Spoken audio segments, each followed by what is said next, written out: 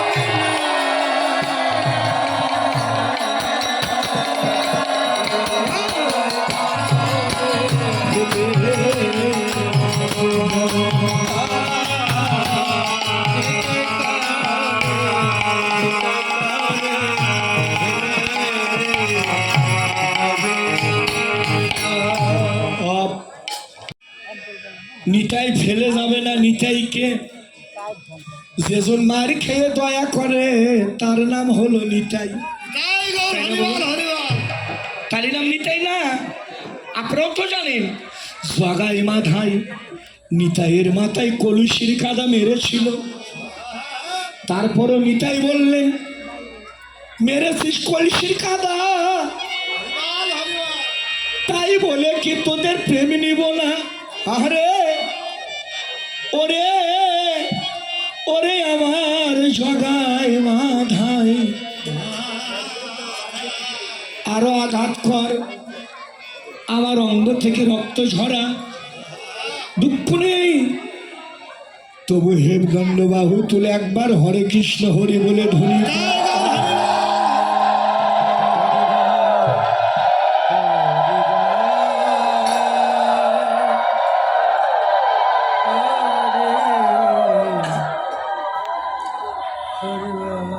তাহলে বাবাজিরা,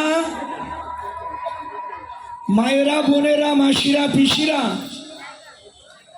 তাহলে নিতাই কে? যেজন মার খেয়ে দয়া করে তার নাম নিতাই। আমার বাবা, আমার কথাই কই, আপনাদের বাঁধি দিলাম, যা হয় নিজের উপর দিয়ে হয়ে যায়। আমার বাবা স্কুলের মাস্টার, সকাল 10টায় স্কুলে গিয়েছে,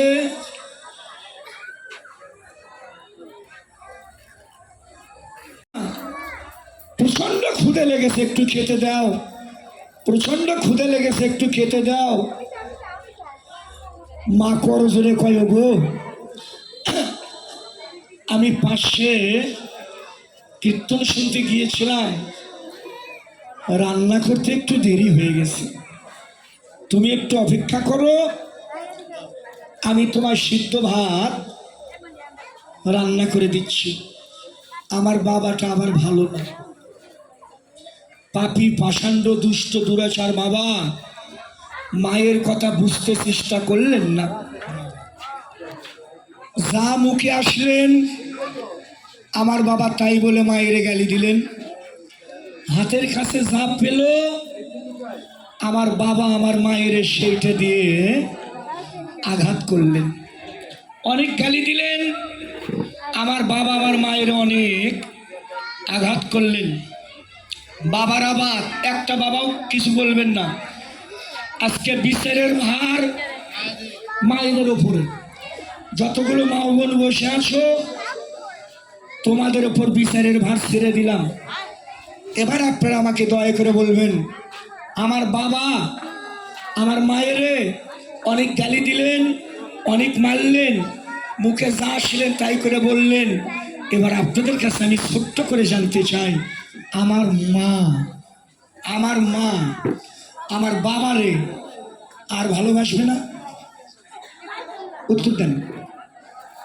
আর ভালোবাসবে না? না না আমার মা বাবারে আদর করবে না? না না তাই করে আমার মা বাবারে বক্ষে নেবে না? বাবুজিরা, ওই নিতেই খুঁজবের কি ভারতে যাওয়া লাগে নাকি? নিতেই চিনেন না তাই আসলে ব্যাখ্যা করে গেলাম। সবার ঘরে ঘরে এই যে নিতেই আছে, কিন্তু এদেরকে চিনতে হবে। এদেরকে চিনতে হবে।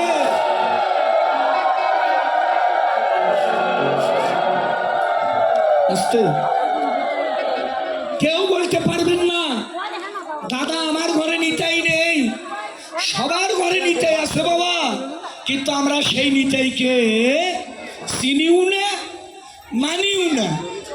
এখন যদি আপনি মনে করেন ওটা আমার স্ত্রী, আপনার কাছে তাই। আর যারা জানে যে না এটাই আমার ভজনের মূর্তি, এটাই আমার সাধনের মূর্তি, একটা কথা বলে রাখি, ভগবানকে যদি কেউ পেতে চান প্রথমে আগে নারীর চরণ আপনাকে আশ্রয় করতে হবে। শুনে রাখি না, নারী ছাড়া হেবা কি হয়েছে আপনার? আচ্ছা এখানে বসে তো বসে, ও মা বসে।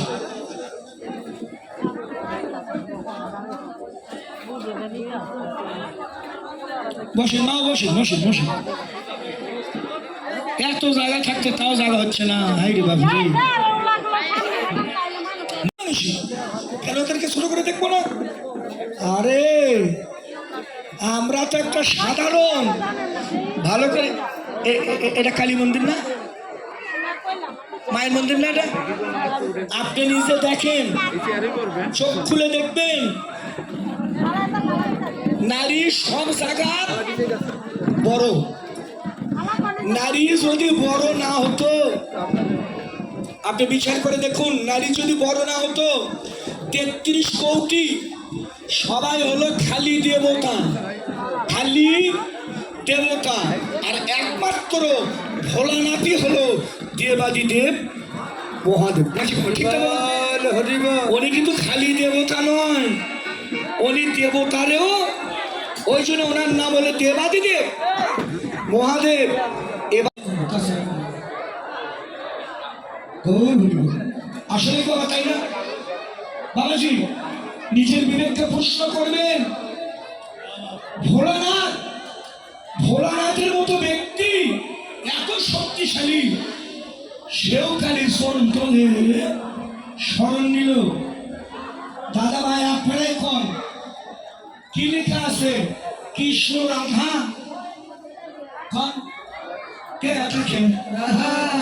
ঠিক আছে, তাহলে দেখছেন যে কৃষ্ণ রাধা লেখা আছে, রাধা কৃষ্ণ, এই জায়গাতে নারী।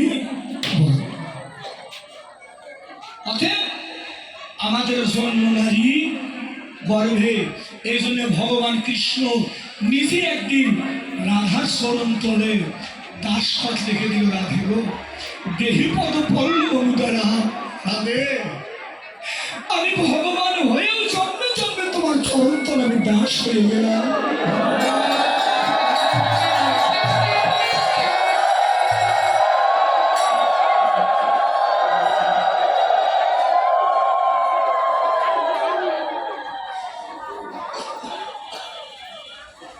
মা সবাই শান্ত হয়ে থাকতেন, তাহলে আমি বুঝাইতে পারবো। রাবণ বধ হলো, সীতা দেবী উদ্ধার হলো, রামচন্দ্র অযোধ্যা রাজ্য ফিরে পেল, নাম হলো অযোধ্যার রাজা।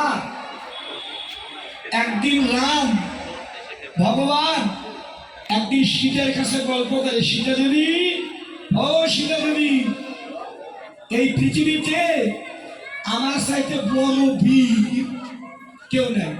সীতা কয় কি করে? কয় কি করে মানে? আমি রাবণকে পরাজয় করে তোমায় উদ্ধার করলাম। রামের কথা শুনে সীতা দেবী হেসে উঠল। রাম কয় তুমি হাসলে কেন? সীতা কয় তোমার কথা শুনে আমি হাসলাম। তুমি কি বড় বীর? হ্যাঁ, আমি রাবণকে বধ করেছি, আমার মতো শক্তি পৃথিবীতে কারু নেই। সীতা বলল কি করেছো তুমি? আমি রাবণকে বধ করেছি। সীতা বললেন তুমি যে রাবণকে বধ করেছো তার মাথা কয়টা? রাম কয় 10টা মাথা। সীতা দেবী কয়